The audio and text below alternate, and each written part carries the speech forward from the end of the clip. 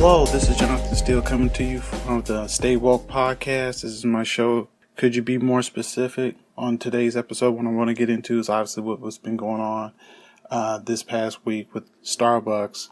And I know the main topic of it is protocol on which what happened as to why they were asked to leave. And in general, they've always been known as a company that you don't have to necessarily buy anything in order to be there. But I think the best thing that's come out of that, besides all that, is the fact that people are deciding to use their money elsewhere in order to build other businesses up, in particular black businesses that are in that same area.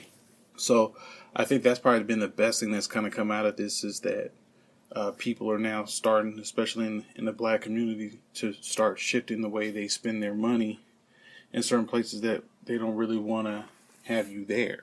I know some people feel like maybe they should have just left when the manager asked them to. I know that's something I've thought about initially when it first happened. Was personally, I wouldn't want to eat at a restaurant or be at a coffee shop, especially if it was the notion that I'm not really welcome there. It's really no point in really staying in some of these places. So I understand that point, but for these two guys in particular, for them to be meeting a friend, I can see why they didn't feel the need to want to leave or move, especially because 9 times out of 10, you have an example of whatever they're trying to kick you out of. That's something that they're not doing on the other hand with someone else. So I understand that completely. But to me, the best part of this whole situation is that people are starting to just acknowledge that this has happened, but they've decided to spend their money elsewhere, and that's what we should start doing. I know the We Black initiative has been around for a while. It's always something that I've always heard of, but I think anytime it starts to become a trending topic that is to a relevant issue, I think like this really helps a lot, especially when it comes to ownership in the black community. I know there's a statistic that, we only have of the actual, wealth in this country. We only have about 2.6% of it. And 60% of that is tied to the elderly in our community. And just long term, our families won't be in a situation where we'll be financially stable enough to be able to push our families moving forward. And obviously, we already know that slavery is tied to that, but just institutionally, from an economic standpoint, there's so many things that are working against black business owners, black individuals in terms of housing, education, and healthcare. It's a number of these issues that America talks about every day, and a lot of times black people are always left out of that discussion, even though we're a part of this economy and a main part of this economy. But I think that's what I'm looking forward to seeing move towards the future is us owning more of our businesses and actually doing business with each other. I don't feel any better if I were to go to a business that it didn't turn out well and it was predominantly black versus it being predominantly white. You just want to go somewhere where, you feel like your money's well spent and you're being treated fairly. It's not asking for a whole lot to go through that. But I think that's one of the best things I've noticed with what's been going on is the fact that it's starting to turn more so towards ownership in our community. I do get for the CEO of Starbucks that it puts him in a bind, obviously, and that's not to say, hey, you should feel bad for him, but this is what happens if you were to buy any store, any business. Yeah, you may own that particular business at a certain area, but people don't view it like that. They look at who's the main person in charge. And if you're the CEO ultimately of a large national chain, then they're gonna lay it at your feet if you're the CEO. So the fact that they're gonna do a nationwide, training session on how to treat customers is obviously damage control, but it's really disappointing. But say if you're someone who's black and you own a Starbucks, Starbucks is where Magic Johnson really started to develop a lot of his economic money post retirement was through Starbucks. And so if you're someone who's black who happens to own a Starbucks at this moment, this happening right now is not a good thing for you. You wouldn't want necessary people to no longer start, showing up to your place of business because of what happened in Philly, but that's how these things go.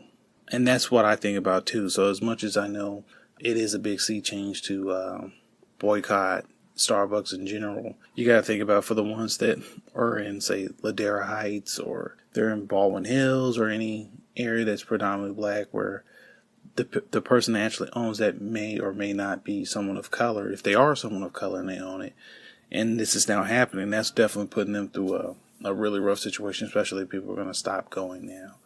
I don't know. I mean, obviously, this is something that's happened in the short run. If people don't remember, not too long ago, I believe it was last year, where Starbucks was involved in an issue in particular with rights, and in particular with people who of the gay and lesbian community who were being discriminated against in Starbucks. I believe at the time when the petition was going on, wasn't doing as much to service them at that time. And I'll definitely have to go back and look that over to be sure. But I remember that was a mainline issue at the time, late last year, I believe in the fall. And, it was talked about for a while. And then afterwards, I think things kind of, like a lot of things in the news cycle, it goes away. Because after, 72 hours or so, we move on, or 96 hours, we move on to the next thing. So that's another thing for these companies. A lot of times when they deal with controversies, they just got to really handle the first week well. If they can weather the storm of the first week, then they're usually in a position to kind of be able to move forward. And people will still bring it up every now and again, but it's not going to be something that it'll stick as long. But just moving forward in general, I think us supporting our businesses in our community, that should be something that we continue to actually advocate for and push for in the future on a more regular basis, especially. Because, a lot of times in order for our banks and our hospitals and a lot of our schools to get better, it's like we have to get behind these initiatives and get behind our institutions better. So those are some of my thoughts in regards to that, especially with the Starbucks situation. I know economically, I know it's still been a real struggle in terms of employment overall in our country, and obviously the numbers for that are slightly skewed because a lot of people just drop out of the workforce entirely. It's kind of hard to really track a lot of the employment numbers, but that's something like going forward with this situation that I think is going to be really interesting, because I know with the CEO meeting with them, you already know they're going to talk probably a settlement agreement, and it'll probably be an NDA, and it's going to be something to kind of just want to quiet it, and they'll probably want to do a press conference and talk about they like to have improved treatment in the public space of Starbucks and making it more communal and friendly to everyone. I mean, we go through that all the time, but that is something that just when you really read this story, it's really odd that they would zero in on them like that. But that's just a regular occurrence, and it's kind of difficult to describe to other people, especially nowadays when most people now are in this everything's fake news all the time.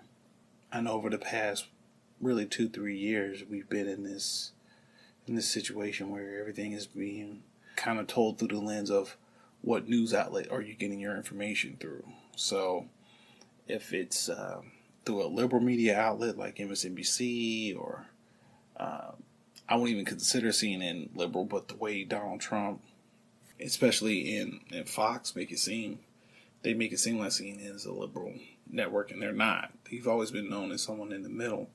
All their coverage of this topic is pretty much tailored toward what all these companies have been known for from before, and that's for Fox, they're extremely they play extremely to the right.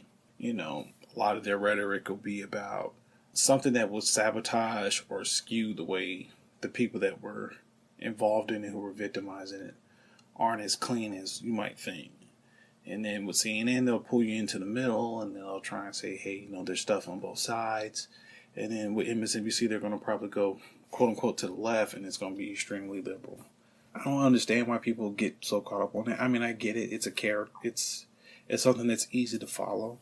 Me personally, I would never subscribe myself to be a liberal or a conservative or in the middle on everything. It's like I just try and look at issues objectively and then parcel out what's factual versus what's not important to a story, whether it's inaccurate or it's something that it indirectly has nothing to do with it at all. That's how I look at it.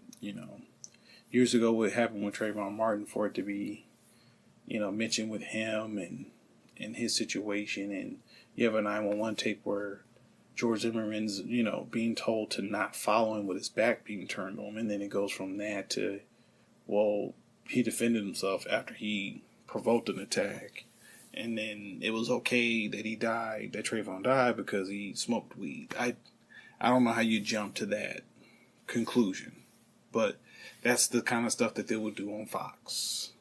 Or the case where, a group of guys got shot out because this one guy, and I believe it was in Florida, didn't like the music that they were playing. And, they brought up, well, what genre of music was it? As if that would really matter. If someone's, but that's something that they would do on Fox a lot.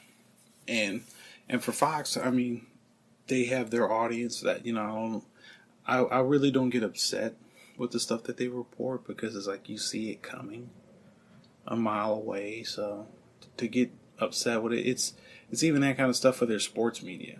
The way they label themselves, that they come across as characters. So that's why it's like you can't really get upset with it. It's designed to provoke that so they can, get people watching their program, talking about it, and it's good for advertising and things like that. But the thing about what's going on with Starbucks, this is the best situation advertisement goes for black businesses that you can get, is a black business. I think that's actually, I could be wrong. I think they said it was across the street or it's within that block of what happened at Starbucks, and business for them is picked up. I think that's a really interesting thing for that to happen, is that's the first notion that people went to, was to do that.